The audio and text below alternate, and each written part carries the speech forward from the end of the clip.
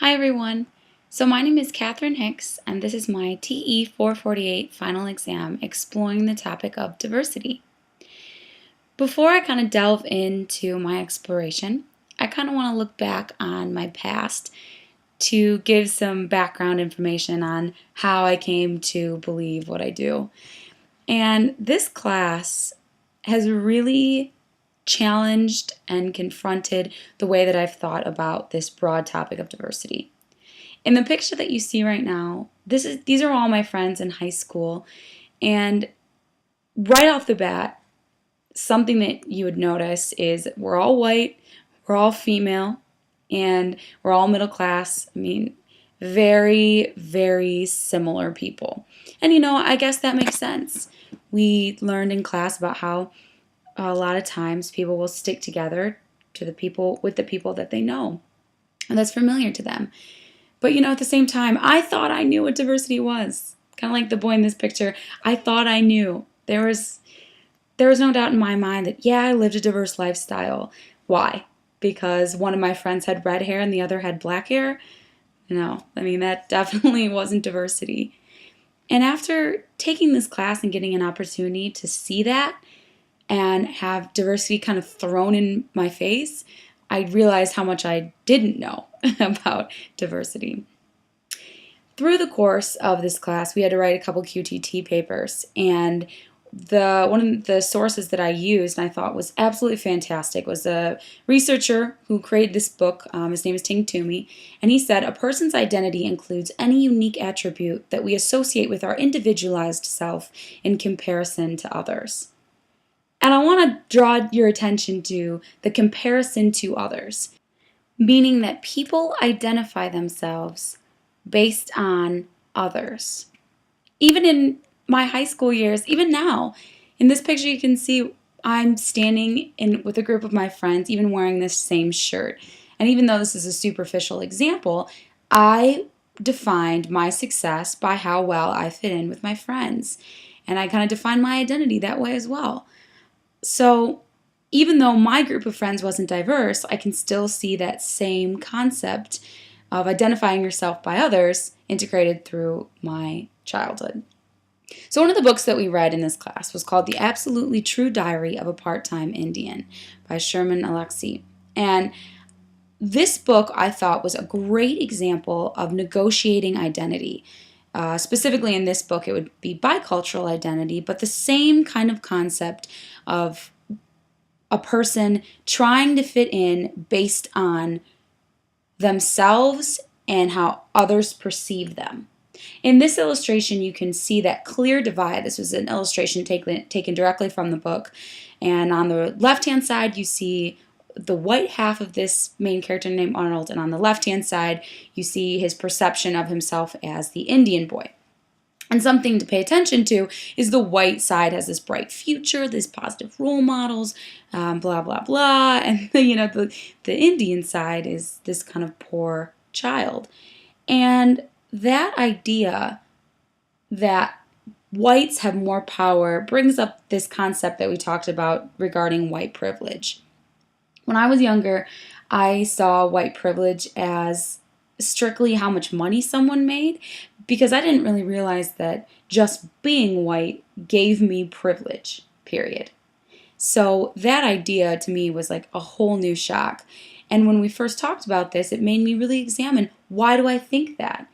And part of the reason that I did was because, again, there was no diversity in the town that I grew up in.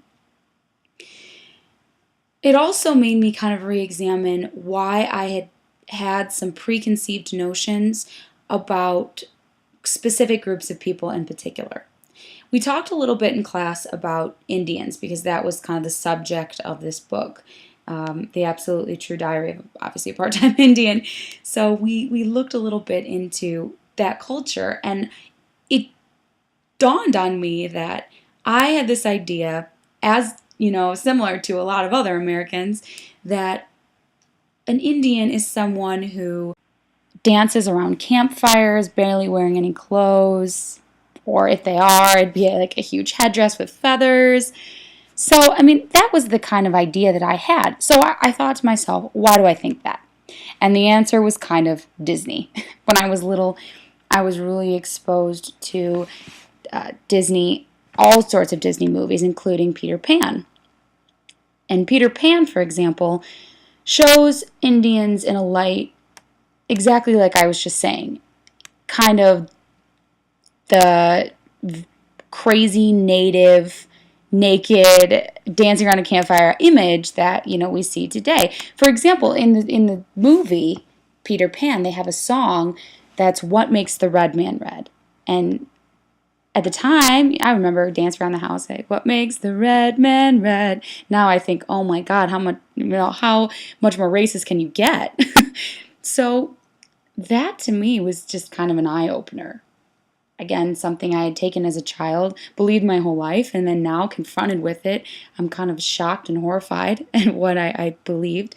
But I think Disney created this mythical character. In this picture, you see an Indian with a huge feather headdress, and we learned in class that the headband with the feather wasn't even a real thing that Indians did. It was something that was fabricated by someone totally, totally different. Whites, primarily. So now I look at myself, a pre-service teacher, and the very flatlining, uninteresting story that I have in terms of diversity.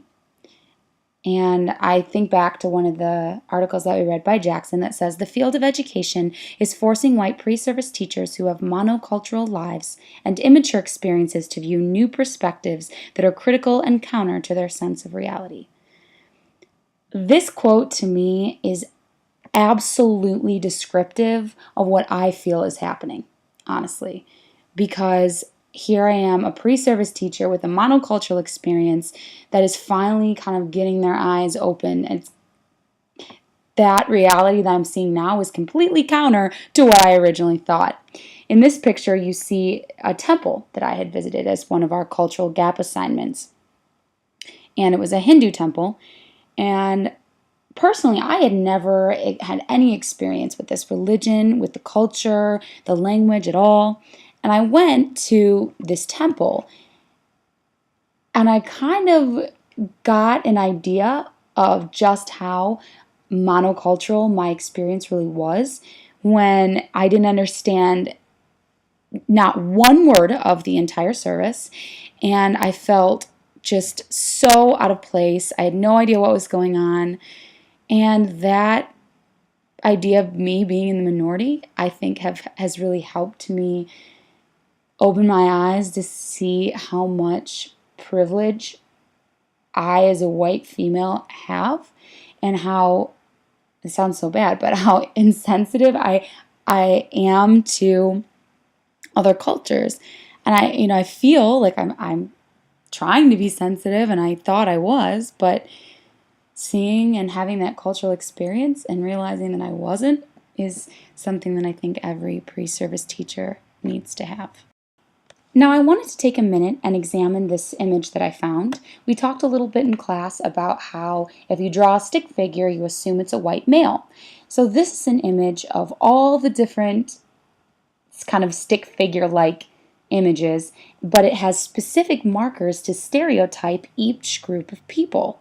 And I thought this was so interesting because, we really as Americans need those markers to tell us how to feel about each group of people, which is terrible, but true. And looping back to my cultural experience at the temple I just mentioned, when I first walked in, I heard the priest on the phone with broken English, and I immediately stereotyped that person into like an Indian service in technical support type person. And I just had to take a step back and check myself, really. And something that I really liked about the books that we read in class was that it identified those stereotypes. It didn't just ignore them, and it didn't gloss over them, but it clearly identified the stereotypes that we had with the characters and then challenged the way we thought about them, like in Openly Straight. In instead of just ignoring the fact that he was a gay individual, it identified it, but it didn't harp upon it. The same was in with Jerk California. The book mentioned that the main character had a disability, but the whole book wasn't centered around that specifically. It was about an average kid who was going through problems with girls and finding himself and identifying who he was. It wasn't just about his disability. So I think it's really important to, again, address the stereotypes that we have and then confront them. This is another image that I found really interesting, and it again addresses the stereotypes that we have, like the Mexican child on the right-hand side that says, "I will not cut your grass," because that's a stereotype that we have, or kind of, "I can actually see you," with a Chinese girl stereotyped because she has slanted eyes. And I think that that is really interesting. And we make fun about it a little bit. Like in this cartoon, you can see each culture kind of making fun of the stereotypes or observations that we have of another culture. So instead of just trying to gloss over it or emphasize the stereotypes, if we address those and then challenge those, maybe we can make a difference in another person's view, or even confront or change our own view. Another idea that we talked about in one of the articles that we read by Tatum, there was a quote that said, "I'm not ethnic, I'm just normal." And unfortunately, this is the idea that I came in with, and I just think this is the idea that a lot of individuals come in with as well, that kind of distancing themselves from the things that they don't want to believe or be a part of. People really are the safest when they're by themselves. So I think it's time to create a new story. I think it's time that we as teachers incorporate diversity into our classroom and have classes like this one, 448, where we do challenge and confront those stereotypes, and then we expose our kids to diversity. And I'm not just talking like a singular story. I'm talking multiple stories and talking about them and engaging them, because I think it's really important. It's so important, in fact, that I created this collage, and I have kind of had a thing for the ocean my whole life, and I thought that this analogy really, really fit well for this topic. But I think diversity is kind of like the ocean, seeing that there's the good, like you see at the top, there's a starfish on the upper left. There's the bad, you kind of see this neon blue octopus that you don't really know what it's going to hold. And then there's the really dark on the bottom right, you see the ugly, where there's sharks and things can be scary. And like I said, it says on the right, a million different views, because all of these pictures are pictures of the ocean. They're all pictures of diversity. And you can see right in that center picture, there's a scuba diver being completely surrounded by fish. And that's what diversity does. It surrounds you, and it confronts you, and it forces you to deal with it. And I think it's important to look at this and really see that, this is diversity. You may not like everything it holds. It may be hard to accept or hard to confront, but it's necessary, and you have to deal with it. In this picture, you can kind of see just from all different backgrounds. And in one of the articles discussing multiculturalism, they talk about how this field is really changing. We are being confronted every single day with classes that are no longer just white. We really are a melting pot, and you're going to get kids that are from all different backgrounds, and it's important to see them, to have them be reflected in the literature that you have in your classroom. It's really important to give them an experience and someone to relate with, so that maybe they can have a more accepting and worldly view than maybe you grew up with. So I mean, we talk how important it is for children to see themselves reflected in literature, and I think that that's really important. And you as a teacher, regardless of whether you really are a teacher or you're going into another field, you are a teacher. And you have the opportunity, you have a blank slate, and you have that chance to make a difference in someone else's life. You have that chance to show diversity in multiple views and get those kids and others educated about something they aren't. I mean, we talked in class about, there was a girl in this video who had kind of had her eyes open to what diversity is, and she was like, oh, how can I help? And someone else said, educate your own people.